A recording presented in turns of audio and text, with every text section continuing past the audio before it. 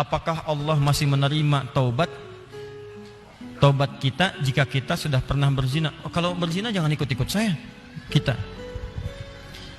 zina sama pelacur. Gini, kalau Anda masih punya kesempatan bernyawa dan belum sampai nyawa itu ke kerongkongan, maka taubat itu sangat terbuka bagi Anda.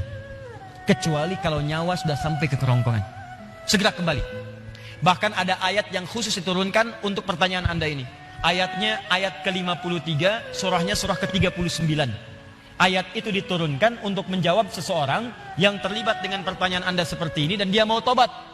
Maka Allah turunkan ayat kuliah, ibadiyalladzina asrafu ala anfusihim la taqnatu min rahmatillah.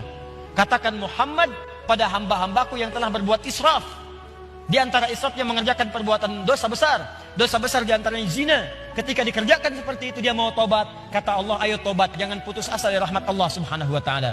Kenapa ada kalimat jangan putus asa? Karena orang kalau berbuat dosa besar, setannya lebih mudah menjerumuskan dia. Karena akan dibuat kalimat-kalimat dalam dirinya seakan-akan mencegah dia untuk bertobat. Sudah, dosa kamu berbuat sudah begitu besar, nggak ada kesempatan untuk bertobat lagi. Sudah, kamu sudah terlanjur basah, berenang sekalian, tinggalkan perbuatan yang ini. Kamu medannya di sini, kamu dunianya di sini. Kata Allah, itu semua tidak benar. Saya itu adalah Tuhan rahmat, bukan Tuhan ghadab. Rahmat saya melebihi ghadab yang ada dalam diri saya. Maka rahmat itu manfaatkan. Tobat. Ayo tobat. Saya katakan, jangankan Anda, pelacurnya pun. Maaf ya, duhai perempuan-perempuan dimanapun Anda berada, yang terjebak dalam pengaruh setan untuk menjajakkan dirinya, sehingga disebut dengan pelacur. Maaf, saya tidak ingin memperindah bahasa ini.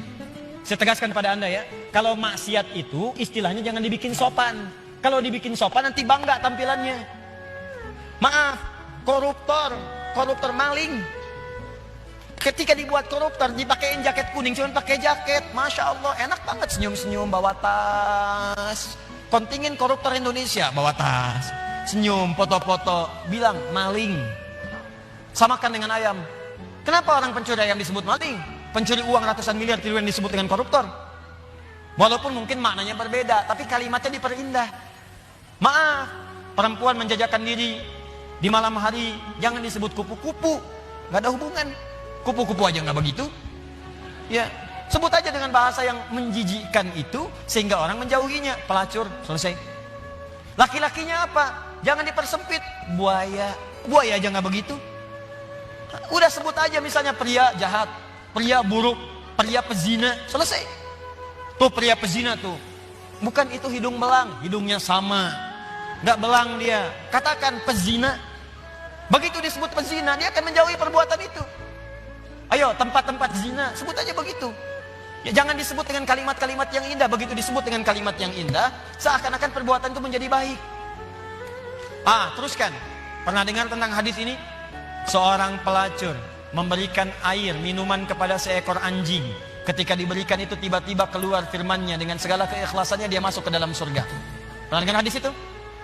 Jangan salah baca. Kalau salah baca nanti, jadi pelacur aja bisa masuk surga. Cukup cari anjing aja, anjing kasih minum surga. Kalau seperti itu enak banget. Bukan, cara bacanya adalah ketika dia memberi minuman itu, dia sadar dengan dirinya. Ini anjing aja hewan najis, disebut najis, keadaannya terhina, diberikan minuman, tiba-tiba dia bisa berubah beraktivitas dengan cara yang baik. Saya manusia, bukan hewan. Walaupun saya melakukan perbuatan hina, kenapa saya tidak berubah seperti anjing ini punya energi? Dalam bahasa syariat, wahyu itu disebut dengan tuntunan air. Allah menurunkan air dari langit, membuat tanaman yang kering, tanah yang kering menjadi gembur kembali.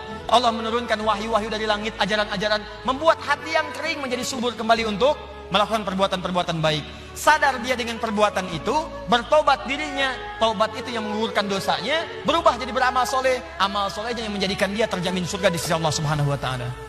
Pelacur, tobat, masuk surga. Pembunuh 100 orang, tobat, masuk surga. Maka saya ajak orang yang pernah berbuat perbuatan semacam ini, ayo tobat. Ada kesempatan. Dan jangan ditampakkan. Maksiat yang tampak hanya mengundang bencana. Ini sekarang ini sudah banyak nih. Saya perhatikan orang bangga berbuat maksiat. Awas hati-hati. Homoseksual, lesbian, LGBT, macam-macam sudah bangga. Bikin kontes, bikin macam-macam. Ngundang musibah tuh. ngundang musibah. Dan kita doakan, kita ajak mereka dakwahi dengan lembut supaya meninggalkan perbuatan-perbuatannya. Doakan Pak, dalam malam kesempatan hari doa, istighfar. Karena istighfar itu diantaranya bisa menahan murka Allah Subhanahu Wa Taala. Wa ma kana Allahu liyu'adzibahum wa anta fihim. Muhammad, sepanjang kamu hidup mereka tidak akan pernah saya azab. Kalimatnya fi'il. Tapi ketika nabinya meninggal, wa ma kana Allahu mu'adzibahum wa hum yastaghfirun. Kenapa yang pertama kata kerja, yang kedua kata benda? Pertama kata kerja karena di zaman Nabi setelah masuk Islam jarang orang berbuat maksiat. Setelah nabinya meninggal berubah jadi kata benda, orangnya banyak bermaksiat. Tapi kenapa azab ditahan oleh Allah? Ada kalimat di ujungnya wahum yastaghfirun, karena ada orang-orang yang masih istighfar kepada Allah Subhanahu wa taala.